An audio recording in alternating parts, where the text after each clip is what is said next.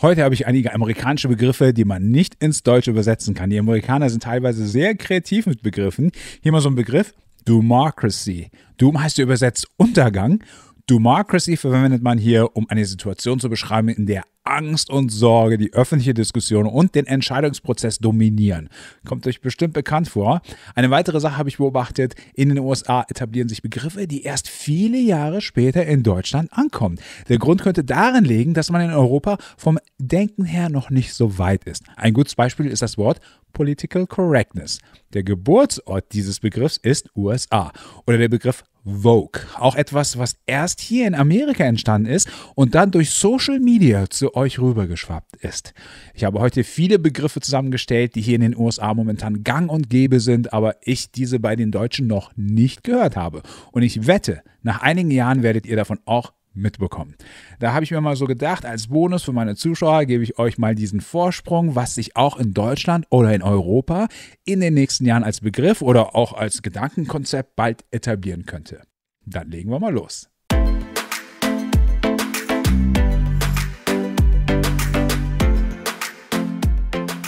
Mein erster Begriff ist Confirmation Bias, wobei ich das schon bei einigen wenigen Deutschen gehört habe. Übersetzt kann man das so vielleicht in durch Vorurteil motivierte Bestätigung. Das ist, wenn so jemand also den Beweis für etwas liefert, woran er glauben will. Also biased heißt ja Voreingenommenheit. Das heißt, diese Person findet auf einmal viele Dinge, die seine Aussage bestätigen, also untermauern.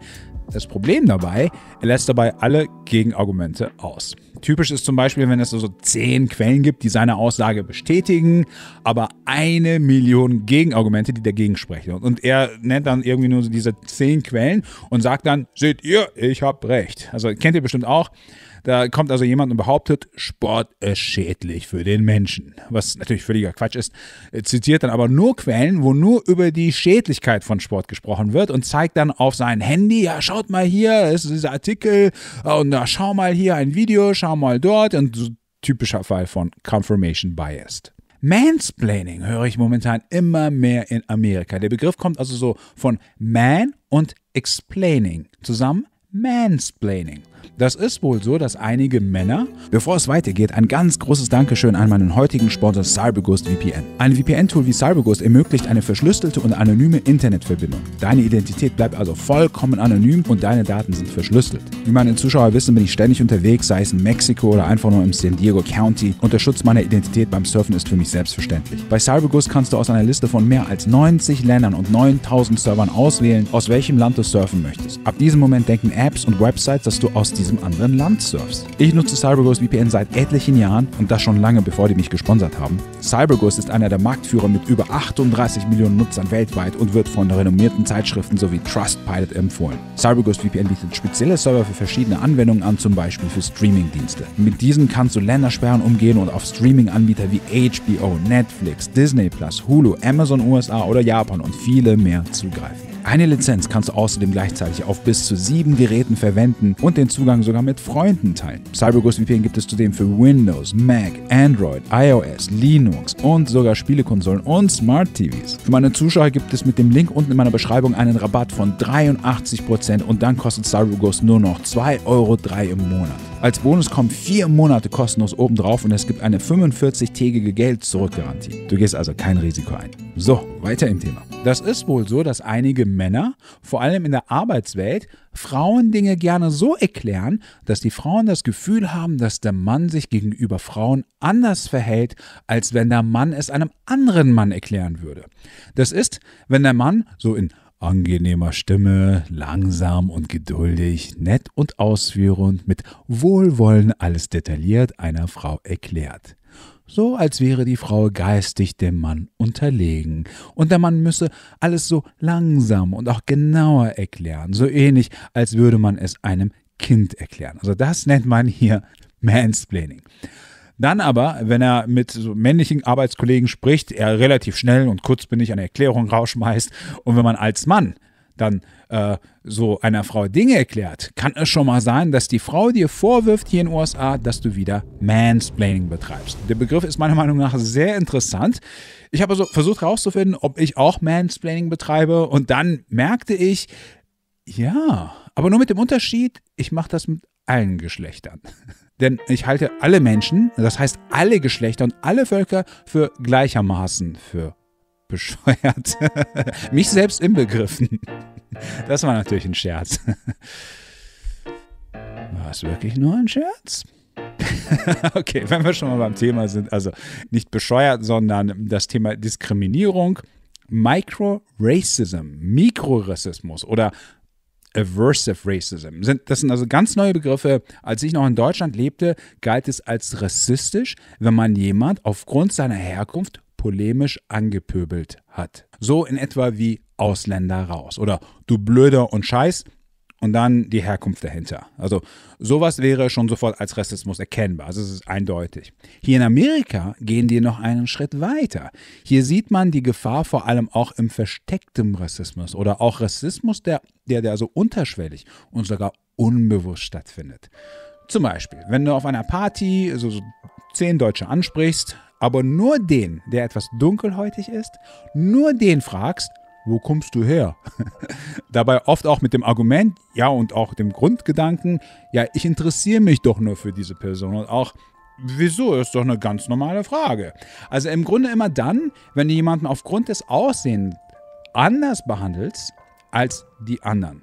Und dabei wird auch überhaupt nicht, also dann du dir selbst nicht damit einverstanden bist und das Außen nicht siehst als rassistisch, weil du ja auch kein Rassist bist und diese Frage nun rassistisch sein soll, willst du überhaupt nicht verstehen. Das also läutet dir überhaupt nicht ein. In den USA würde man dich einen Mikrorassisten nennen. Also jemand, der es eben unbewusst das so macht und auch nicht einsieht, vor allem auch nur aus einer Perspektive Dinge wahrnimmt, aber die Gefühle des Gegenübers dabei komplett ignoriert, wie er oder sie sich dabei fühlt. Wenn er diese Frage also zum 10. Mal an diesem Tag gestellt bekommt, könnt ihr euch vorstellen, dass dieser Dunkelhäutige schon ein bisschen komisch daher gucken würde. Microaggression oder Passive Aggressiveness dürftet ihr auch mittlerweile kennen. Mikroaggression. Wenn man zum Beispiel auf der Arbeit auf die Spülmaschine schreibt, bitte dein schmutziges Geschirr selbst einräumen. Oder wenn du auf jemanden zugehst und sagst, geht das bitte auch etwas geschickter oder so ähnlich. Ja? Das sind typische Fälle von Passivaggressivität und wird auch im Arbeitsumfeld nicht toleriert und es kann sogar zur Entlassung hier in Amerika führen. Den Begriff habe ich erstmals vor super langer Zeit gehört, als ich neu in den USA war. In der Küche auf der Arbeit haben die Mitarbeiter immer das Geschirrtuch an die Spülmaschine gehängt. Gehängt? Gehangen? Gehungen. Das Problem war, dass beim Öffnen der Spülmaschine das Tuch den Boden berührte. Ich habe dann vorgeschlagen, lasst uns ein kleines Etikett befestigen, wo steht, Geschirrtuch bitte nicht hier hängen. Sofort haben 1, 2 gesagt, das geht nicht, das ist passive, also passive-aggressive. Habe ich als Deutscher nicht verstanden. Ja, hat 1, 2 Jahre gedauert, bis ich verstanden habe, was Passive-Aggressive in den USA bedeutet. Strong Opinion habe ich ja oft in meinem Kanal auch erwähnt. Das ist, wenn jemand seine Meinung oder Sichtweise, egal welcher Art, als Absolutum darstellt, nach dem Motto, das ist so, Punkt. Oder 100% von etwas überzeugt ist und das dem anderen auf Teufel kommt raus eintrichtern muss. Das wird in den USA nicht gerne gesehen. Der Amerikaner erwartet hier eher, dass du es als deine Meinung betonst, also in my opinion dahinter addierst. Dann ist alles gut. Aber wenn man Meinung als Tatsache versucht zu verteidigen, nennt man das Strong Opinion. Strong Opinion wird in den USA als sehr unhöfliches und rüdes Verhalten angesehen. Non-Sequitur. Diesen Begriff gibt es schon sehr lange und ich habe den auch sehr oft gehört. Jemand gibt Non-Sequiturs von sich, wenn eine Erklärung mit dem Gespräch nichts zu tun hat. Zum Beispiel, boah ey, die Hitze draußen ist ja kaum auszuhalten. Und dein Gegenüber antwortet dann, apropos Hitze, ich liebe Bananen zum Frühstück. Okay, sagst du dann, Bananen zum Frühstück sind klasse, aber wegen der Hitze nochmal. Also das ist schon ungewöhnlich für diese Jahreszeit. Und dein Gegenüber sagt, wo wir von Jahreszeit sprechen, ich muss dir unbedingt von meinem neuen Malhobby erzählen. Also jemand komplett zusammenhanglos spricht. Ich kenne einige Menschen, die sind voller Non-Sequiturs und manchmal denkt man im Gespräch, dass mit denen etwas nicht stimmt. Den Begriff Alma Mater mag ich, so bezeichnet man eine Hochschule, wo man studiert hat. Übersetzt heißt das sowas wie Mutteruniversität, die Uni, die einen gefüttert hat. Mein Alma Mater war zum Beispiel die TH Köln und die Uni Düsseldorf. Dazu habe ich auch ein Video gedreht, meine Arbeit in San Diego. Link ist unten. Oh, hier mein absoluter Favorit. Sunk Cost Fallacy. Das ist, wenn du für etwas eine Menge Geld ausgegeben hast, zum Beispiel für so ein Geschäftsprojekt oder sowas, aber es verspricht nicht erfolgreich zu sein, ja, und du versuchst dann trotzdem weiterzumachen, weil du ja schon so viel rein investiert hast. Also übersetzt heißt das sowas wie das Irrtum oder besser Dilemma der versunkenen Kosten. Du versinkst also immer mehr in Kosten und genau das ist der Grund weiterzumachen, was man dann als Irrtum bezeichnet. Ich finde es toll, dass es dafür ein Wort gibt.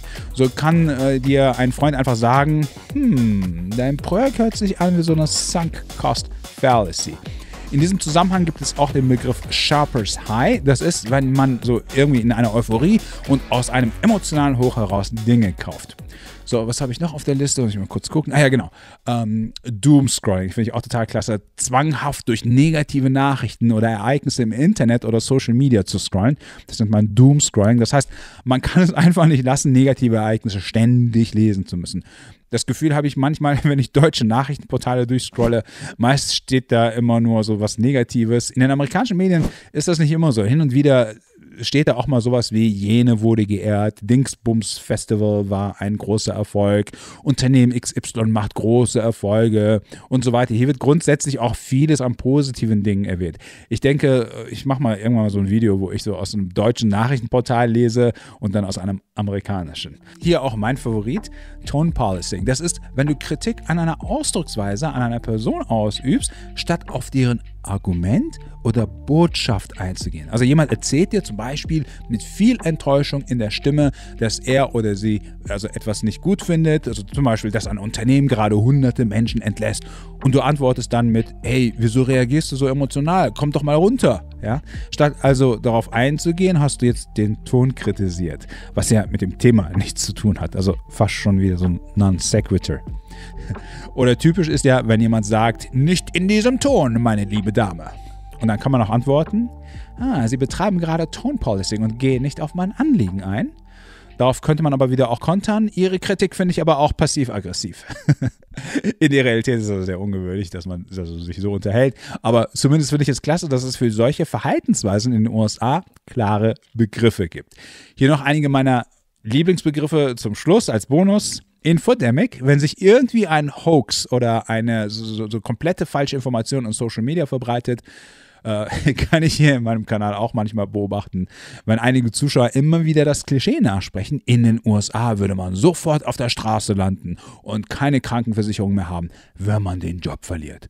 Und angeblich gäbe es hier keine Sozialhilfe oder diese ständigen Gerüchte, dass man McDonald's angeblich um Millionen wegen zu heißem Kaffee verklagt habe oder dass angeblich die deutsche Sprache beinahe zur Amtssprache hier gewählt worden wäre.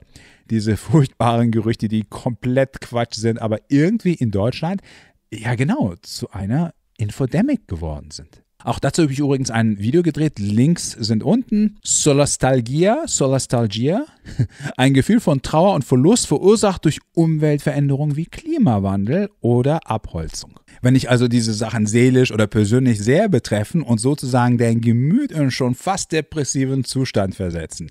Die Deutschen zum Beispiel bekommen ja oft Panik, wenn jemand nicht recycelt, die Dose also in den normalen Müll schmeißt. Das ist also eine Art von Solastalgia.